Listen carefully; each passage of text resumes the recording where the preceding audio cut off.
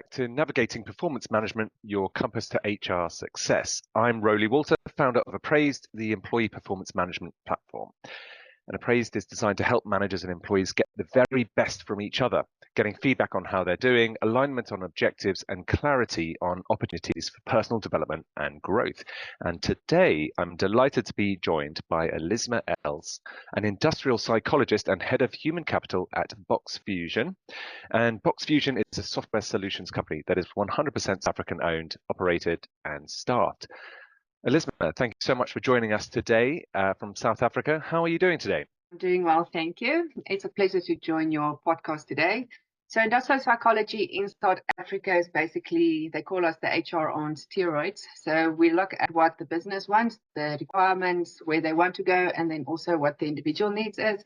And we see how we can link the two to actually get the best of both. Fantastic. That sounds like a bit of a no-brainer, to be honest. Yes. A lot of people don't really understand it. They just they see you as the HR, the individual as well. Yeah. Okay. So do you have a psychology background?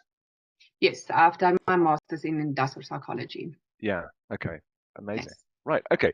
Well, anything you can draw upon, I'm sure you will, for today's episode will be really interesting because we're going to focus on objective setting and goals. And I would love to know how, how you can get people to set the right goals, how a company can kind of structure its goal setting process so that it's a kind of a win-win for employee and for the organization. That's kind of what we're looking for out of this whole process, isn't it? And so, if you can, there's anything from your psychology degree to draw on, that'd be really fascinating. But can I just start with a very broad question for you, and obviously relate it back to Boxfusion. But when you're in a fast-moving business environment, what do you think is a really good kind of cadence for setting and reviewing objectives? In the old days, we used to talk about setting them just, I don't know, beginning of the year, and quite often they'd be forgotten about, right? And they would sort of reappear from the bottom drawer of your desk 12 months later, and you'd be like, oh, forgot about those. So what's your view on this? So in Boxfusion, actually do set annual goals, annual OKRs, which then is cascaded down into the various departments. So we align their objectives with the overall company objectives. And then these organizational departmental goals is then further broken down for the individual team members. So we review this on a quarterly basis, actually, to ensure that we are either still on track, we make adjustments where we need to make adjustments, or then in the rare instances, we actually remove objectives that is no longer relevant. Then, once again, at the end of the year, we do evaluate it. We see, okay, what is the percentage of achievement? We either rework it or we set new OKRs. And then, so this quarterly annual process helps us to actually stay agile, make changes where need be, align with the business priorities.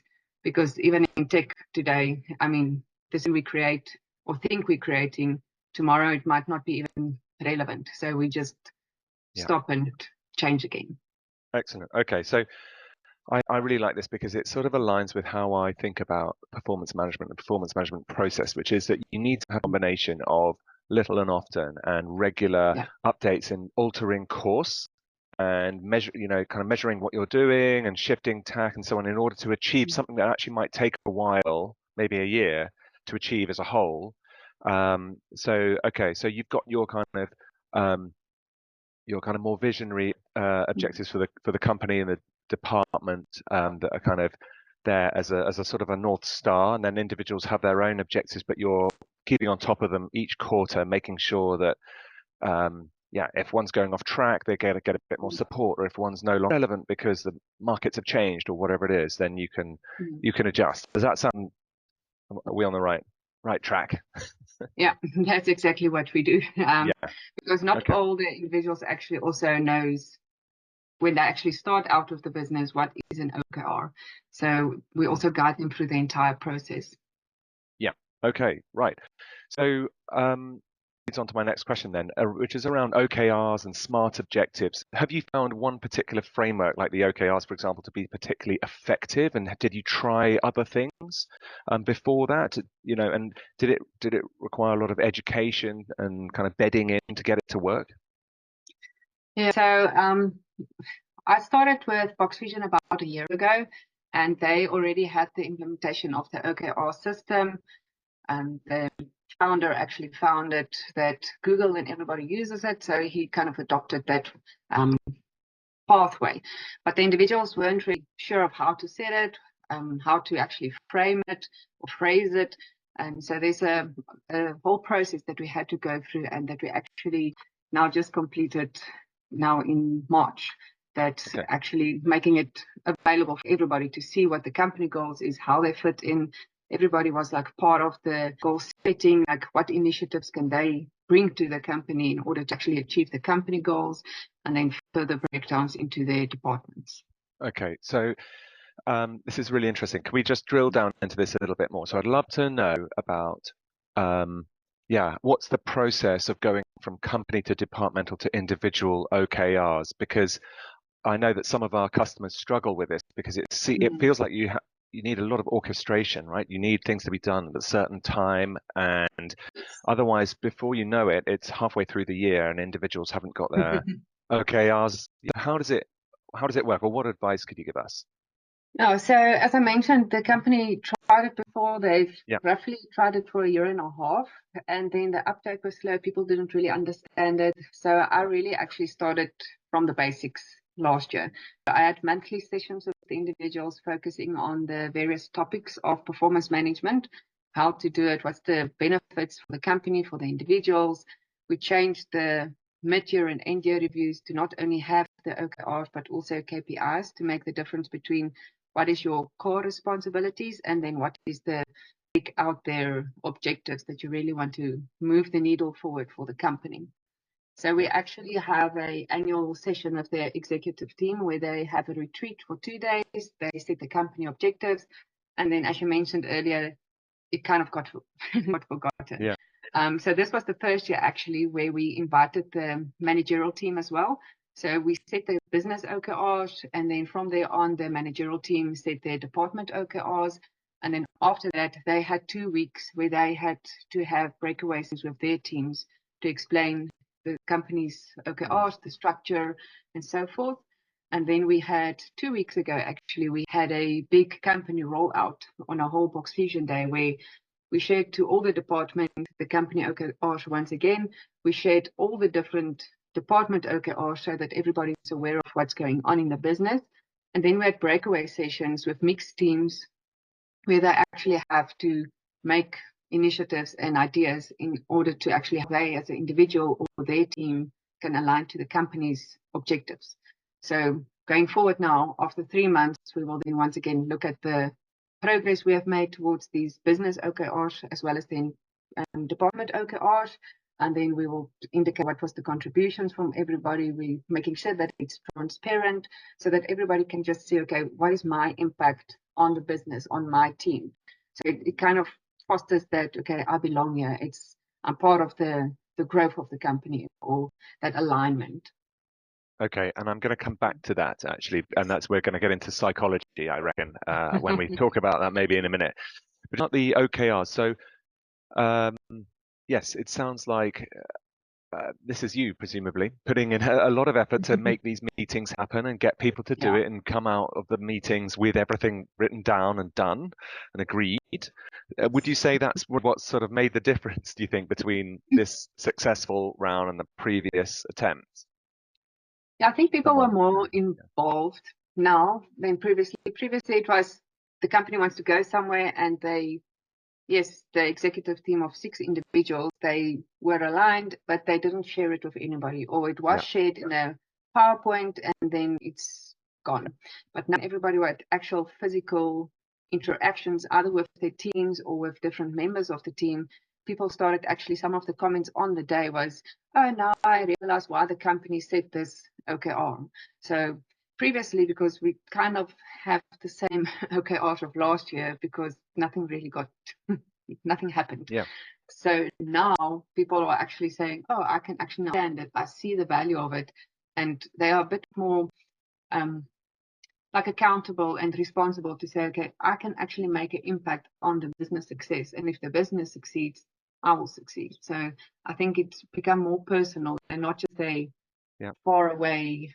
I don't know. People are very, in general, when they hear performance reviews or management, people generally feel, oh, it's a negative thing. I'm going to be what I'm not doing, instead of actually how you can tell your manager what you want to be doing and then growing yourself. Indeed, absolutely.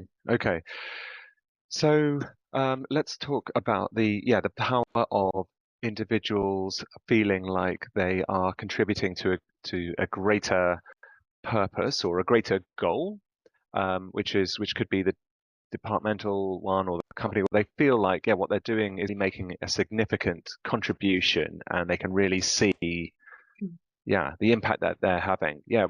I mean, this is obviously kind of common sense, I guess, but it's something that's really come to light recently, isn't it? That this idea about employee motivation being driven by the sense of purpose and belonging. Is that something that you had in from the start when kind of creating this process? Yeah, so I mentioned earlier that the company tried the OKR system. They didn't have KPIs. So everybody was very much like, is the OKRs actually what I'm doing? Is it my job role? What is it? So I made sure there's a clear distinction between, okay, your KPIs is then that core that everybody needs to do. So if you're a senior engineer, everybody will have the same KPIs, same measurements. That's what you do day to day, basically. So in terms of to make it more impactful or give people that sense of purpose, we said, okay, the OKRs is there, that is where your purpose will lie. That is where you can have the freedom to set any goal, any objective that you want, and that actually then resonates with what is your personal sense of purpose. So we give them the autonomy, we empower them. We can say, you know what, set your goals, have it meaningful, fulfilling to you, and then people are generally more willing to actually work towards it, because it's not something that someone gave to them. It's, oh, I really want to work on this skill, or I want to, it can be internally, externally to the company, or it can be internally to the individual as well. So we don't limit them in terms of how they can set their OKRs. Yeah, okay. And so one of the things you mentioned was these mixed teams.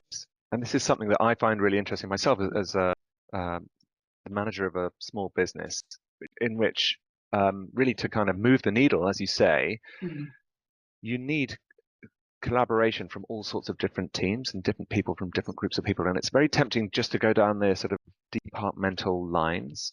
But I'm just wondering, did you cross departments at all? When you talk about mixed teams, would they sometimes involve people from different teams? And do they end up with OKRs that they actually have to deliver together? Or was that just more of an idea generation process?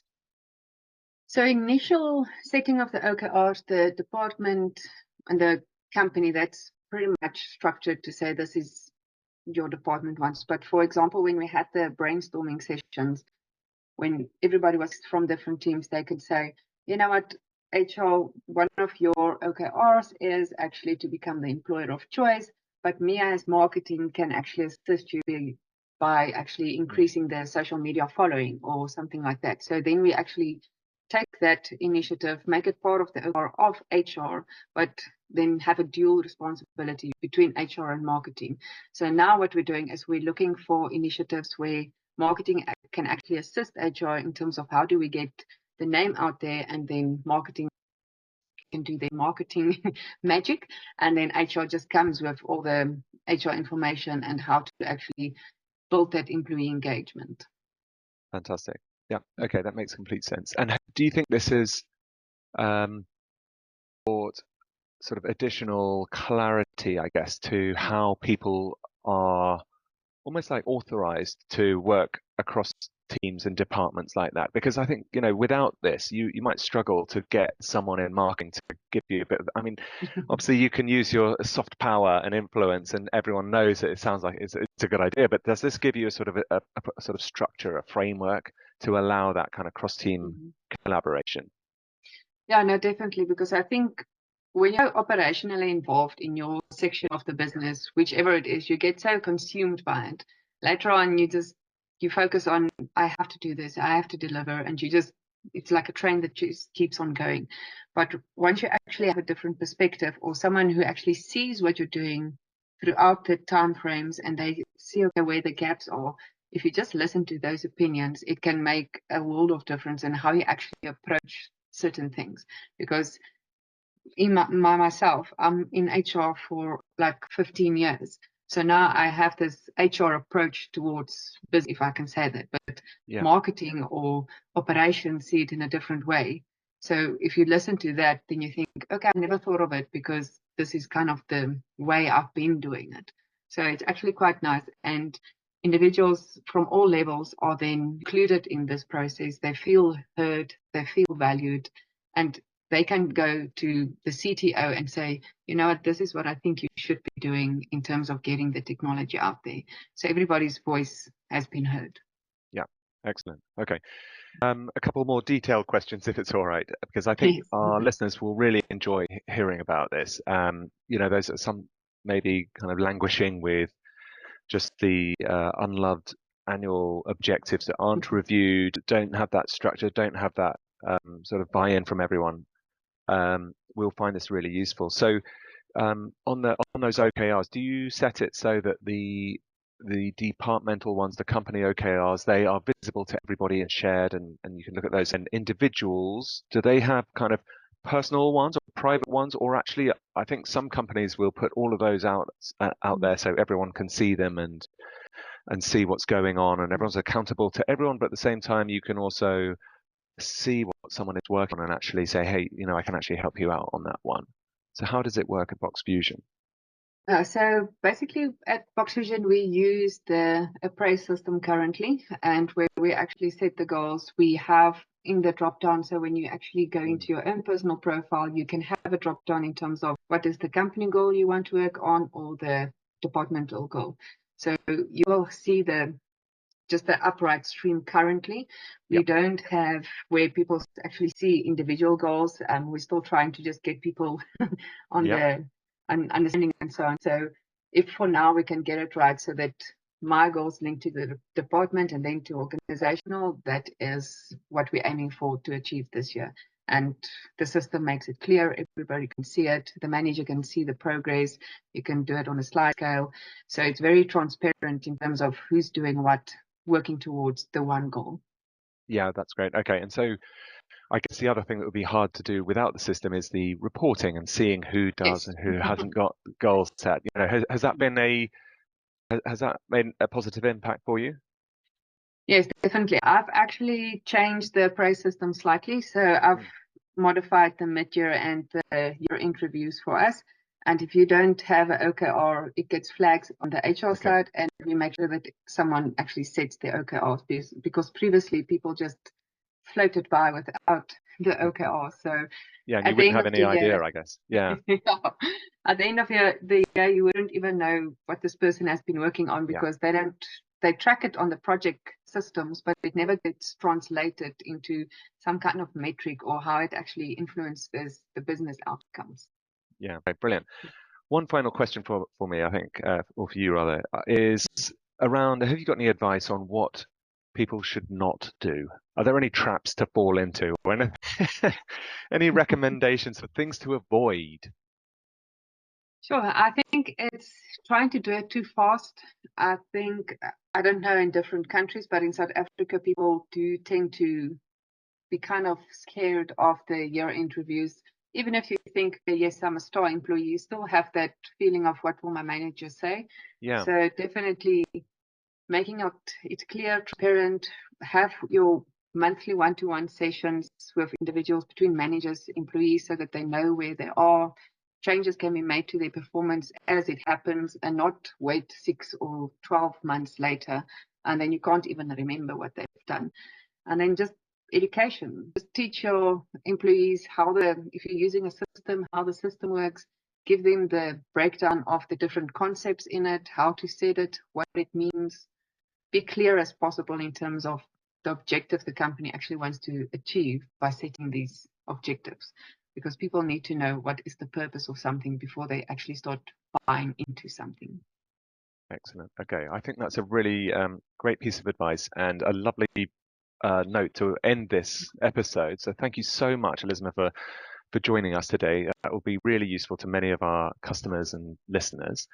If people want to find out a little bit more about your follow, can they find you on LinkedIn perhaps? Yes, I'm available on LinkedIn, as well as Boxfusion is also on LinkedIn and other social media platforms like TikTok, X, Instagram, Facebook. Fantastic. Okay. Well, thank you very much again for joining us. And thank you to our listeners for joining us on this episode. And to make sure you don't miss future episodes, please subscribe in your podcast app, where you can also catch up on episodes you might miss. So that's it from me. Goodbye. And thank you again to Elizma Els from Boxfusion. Thank you.